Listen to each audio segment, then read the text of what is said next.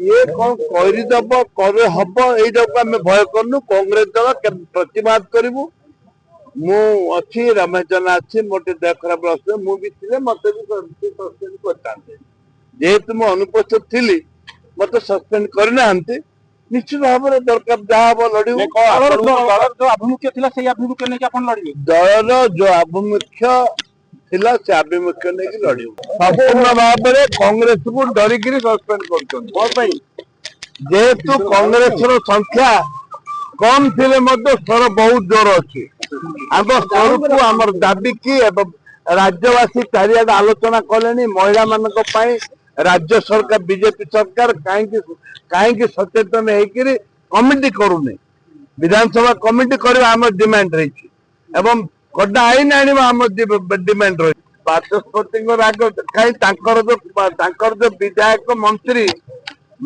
असभ्य भाषा गाड़ी करुले तंटी चिपुले सरकार कौन देखी ना कहीं विरुद्ध कार्यानुष्ठान ग्रहण करना गिनी बाड़ेबा बंशी बाजेबा ये अशोभनीय आचरण ये कौन सी जेहेतु काला भैरा अंध शुभुनी कि दुशुनी दुशुनी से आम घंटा बाड़ू बंशी बजाऊ गिनी बजाऊ किंतु तो आपण सस्पेंड करदेले सेही कले कौन कौन डरे देवे ना आम डरीजु से कथा ना सी आम कौन भय करूँ सस्पेंड करदे आम डरू डरवा प्रश्न होती लड़ू आपण को भय कले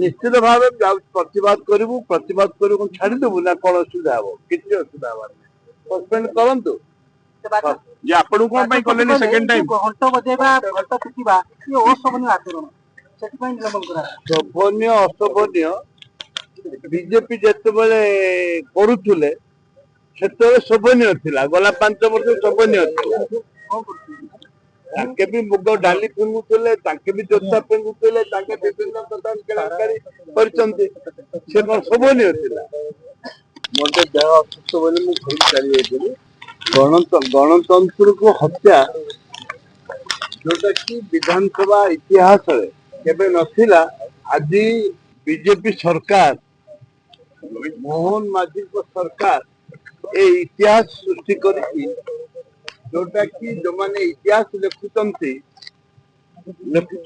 ओडिशार से इतिहास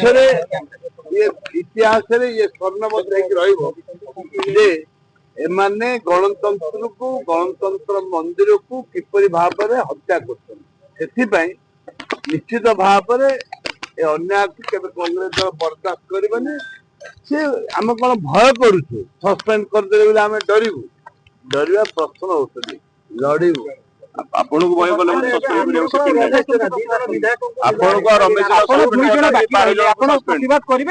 निश्चित भाव प्रतिवाद करूँ छाड़देबू ना कौन असुविधा हम किसी असुविधा हमार सस्पेंड करूँ जे आपण कोन पई कलेनी सेकंड टाइम घंटा बजेबा घंटा पिटिबा ये अशोभनीय आचरण सेति पई निलंबन करा शोभनीय अशोभनीय बीजेपी जेतेबेले करूथुले सेतेबेले शोभनीय थिला गला 5 वर्ष शोभनीय थिला ताके भी मुग डाली फिंगुथुले ताके भी जोता फिंगुथुले ताके विभिन्न प्रकार केलाकारी परिचंती से कोन शोभनीय थिला एथि ये कौन करदब करे हम यहीटा आम भय करनु कांग्रेस दल प्रतिबाद करूँ मु अच्छी रमेश जेना अच्छी मोटे देह खराब रही मुझे मत भी सस्पेंड करते जेहेतु मु अनुपस्थित थी मत सस्पेंड करना निश्चित भाव में दरकार जहाँ हम लड़ू दलर जो आभिमुख्य थिला से आभिमुख्य नहीं अपन लड़िए दलर जो आभिमुख्य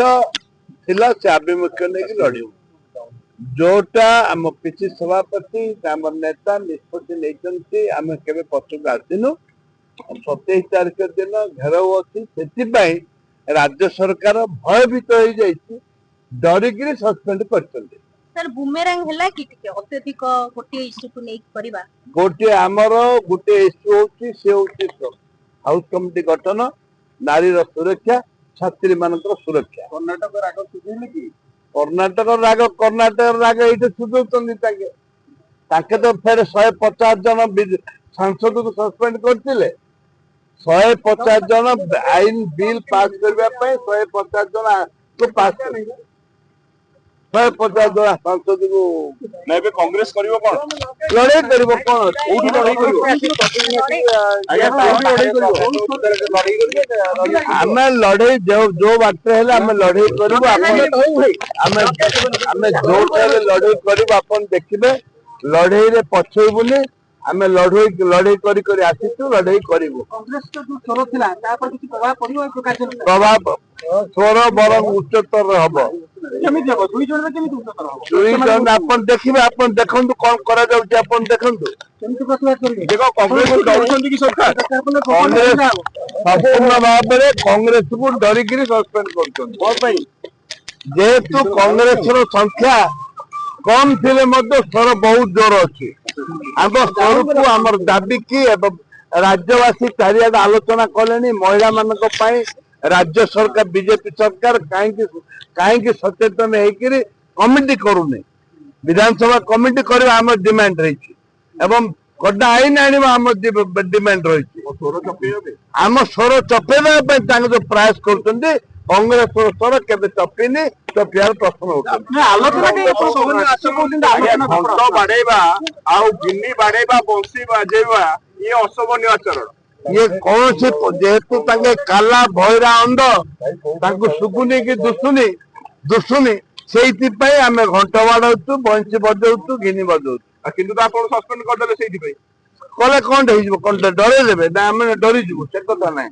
7 ଦିନ କରାଗଲା ମାନେ ଅଧିବେଶନ ସରିଯିବ। ନାଇଁ ବାଚସ୍ପତି କଣ ରାଗ ଅଛି କି ଆପଣଙ୍କ ଉପରେ? ଏବେ ଏମିତି କାହିଁ ନିଷ୍ପତ୍ତି ନେଉଛନ୍ତି? ବାଚସ୍ପତିଙ୍କ ରାଗ କାହିଁ? ତାଙ୍କର ଯୋଉ ବିଧାୟକ ମନ୍ତ୍ରୀ ଅସଭ୍ୟ ଭାଷାରେ ଗାଳି କରୁଥିଲେ ଏବଂ ତଣ୍ଟି ଚୁପୁଥିଲେ, ସରକାର କଣ ଦେଖିନାହାନ୍ତି? କାହିଁକି ତାଙ୍କ ବିରୁଦ୍ଧରେ କାର୍ଯ୍ୟାନୁଷ୍ଠାନ ଗ୍ରହଣ କରୁନାହାନ୍ତି?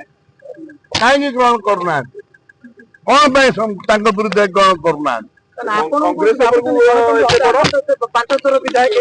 ଗଣତନ୍ତ୍ରକୁ ସମ୍ପୂର୍ଣ୍ଣ ଭାବରେ ଏ ସରକାର ଖାତିର କରୁନାହାନ୍ତି, ଗଣତନ୍ତ୍ରକୁ ହତ୍ୟା କରୁଛନ୍ତି।